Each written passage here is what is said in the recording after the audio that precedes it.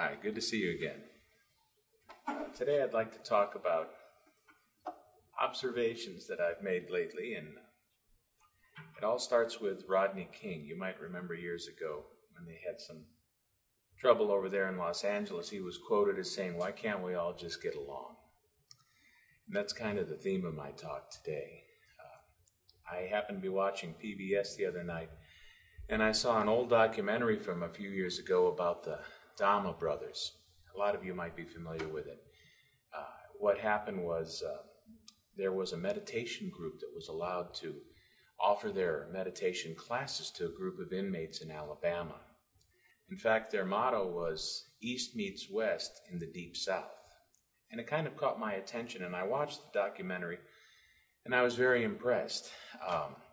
This happened back in '05, I believe, and they took a group of inmates that were sentenced to do life sentences and allowed them to go into a 10-day workshop of meditation.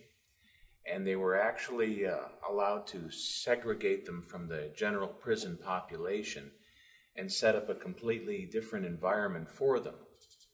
They used the gymnasium where they had their meditation area and their sleeping quarters, and they were allowed to eat separately from the other inmates so there wouldn't be any distractions. And during this time, they were taught meditation technique, and they had to maintain silence among themselves for 10 days. And these were all life sentence criminals, a pretty tough group of guys. And they all went into it with different attitudes. Most of them were, of course, very skeptical, as you might suspect. And the documentary covered the feelings of the guards and the inmates and the general population, and even population of the citizenry that surrounded the prison. Well, I would recommend watching the documentary. You can see it for free online. But to sum it all up, basically what happened is during the first few days of their meditation, many of the inmates, and the documentary focused on 4 primarily, had very profound realizations about themselves.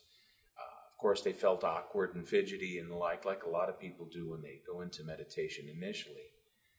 But over time, they allowed these feelings and these emotions and all of these things from their past life come to the surface, and they were able to deal with them. Many of them cried for the first time in their lives. Many of them saw their crimes from the perspective of their victims, and it was literally a life-altering experience.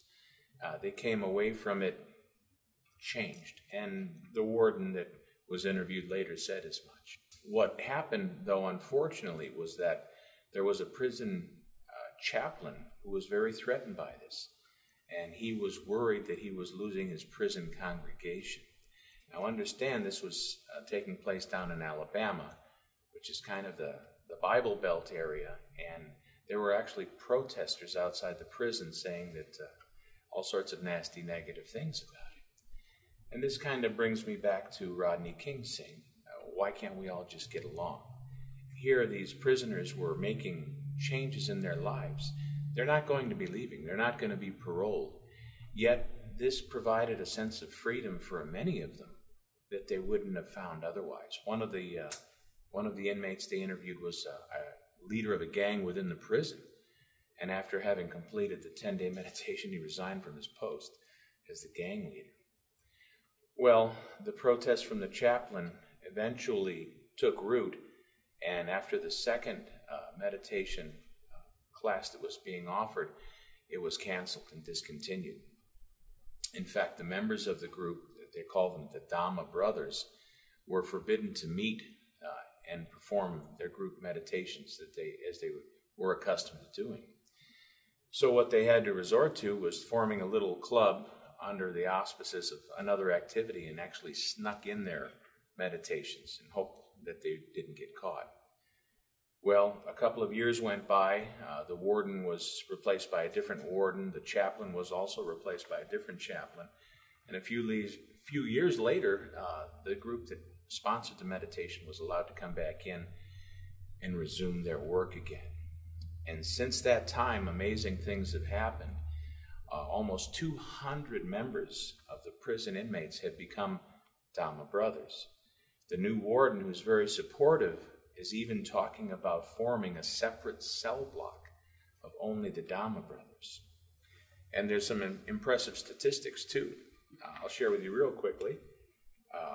The guards, the staff of the prison, have noticed in the Doma Brothers an increase in mindfulness and emotional intelligence, improved physiological and psychological well-being, a decrease in anger and distress, and a 20% reduction in institutional infractions and segregation time. So it's had a ripple effect not only among the Doma Brothers themselves, but in the general prison population. In fact, it's gotten to the point now to where some of the guards are actually requesting that they be allowed to join the meditations. And the ward has been supportive and is giving them leave time and even providing transportation for them to do so. So this is an example of how inspiration and enlightenment can have that ripple effect we've heard about so much, and how people in hopeless situations, when allowed to be still and listen to that inner divinity within, can change their lives and the lives around us. So in closing, I'd like to again leave you with the question that Rodney King posed, and that's, why can't we all just get along? God bless you all, and we'll see you soon.